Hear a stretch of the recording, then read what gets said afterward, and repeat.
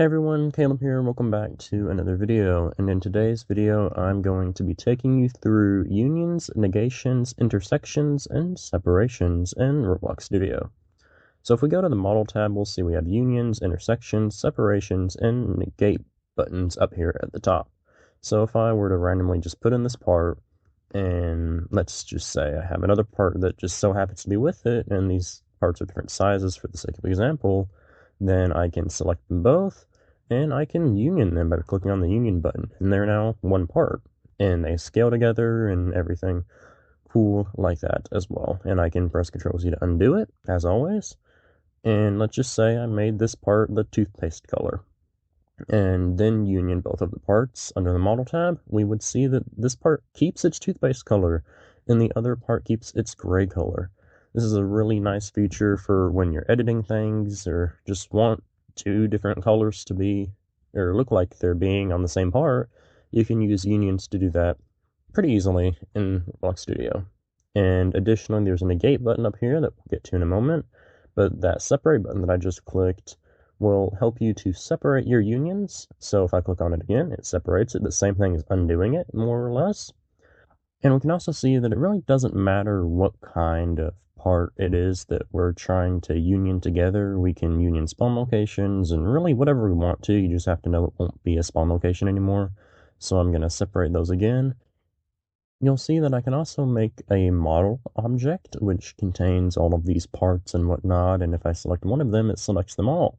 And if I quickly just undo that, for the sake of example, I'm just showing you that if I select all of these and union them, and I select one of them, it selects all of them just like it would with a model.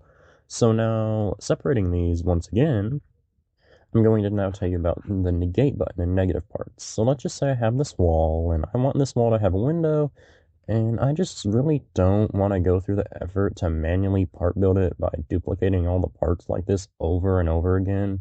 Because a lot of times when you do that, it'll look really, really sloppy like this, and it just won't look good at all. So let's just say I want this window to be made actually out of this wall exactly, just using one part instead of four. And to do that, I can take this blue part and I can scale it up to be a square. I'm actually going to go down here and use the size property for it, and that way I don't have to mess around with the values quite as much. We'll just make it a size of 4, and I'll center it on the wall. And this is important. We want to make sure that we extend it through this little wall right here. And now we'll negate this part, and it makes it a negative part. And what's going to happen is with this negative part in the Explorer, we can see when I union it with this wall, it will essentially take away what is overlapping. So if I just click union, I just click union, then we can see that it takes out part that overlaps between the negative part and the wall that was just there. And of course, you'll see that it's this weird toothpaste color that the negative part was. And so if I select the union, and then I go down to my properties and check the box of use part color, it will change it to use the part's selected color instead of the colors that were unioned together. This is really good. If I want to change the color of this union later on, you can see if I change it to this random green color without it, it won't be, and I check it and it is successfully this weird green color now. And so now we have our little wall right here, and we have successfully made a hole in it. I'm going to separate these real quick. And now I'm going to teach you what intersections are, because we can press this negate part again, and our negative part is back to a normal part. So essentially it just inverses the negation that we just did on that part. And for intersections, which we can see up here right next to union and separation, instead of negating it, we're going to intersect it.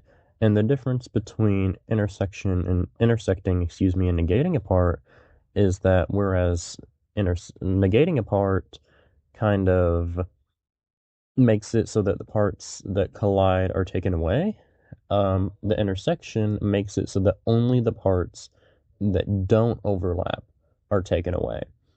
So if I were to take this square and then you can see that that part overlaps and just intersect it, then we can see that only this part of the square that actually overlapped still stays here and stays the same and all of that. It's because of the fact that it only keeps what overlaps when we intersect something. I'm just going nice and separated that.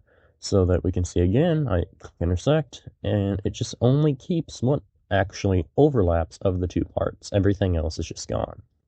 And so kind of just as a review, I can put these two parts together, select them both and union them, and now they're essentially one part for all intents and purposes.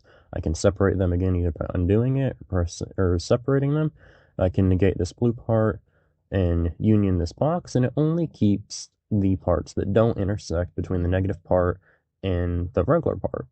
And again, intersection, I can intersect it, and it only keeps the parts of that intersect between those two parts, the parts that overlap, essentially. And we can just see that it's really simple to understand once you learn it. It might just take a second to learn. I hope that this tutorial has helped you somehow or another, and if it has, then I hope that you would consider subscribing, leave a like, comment down below, and let me know if there's anything else that you have questions about or that I should work on. But that's how unions, negations, intersections, and separations work in Roblox Studio. Thanks for watching.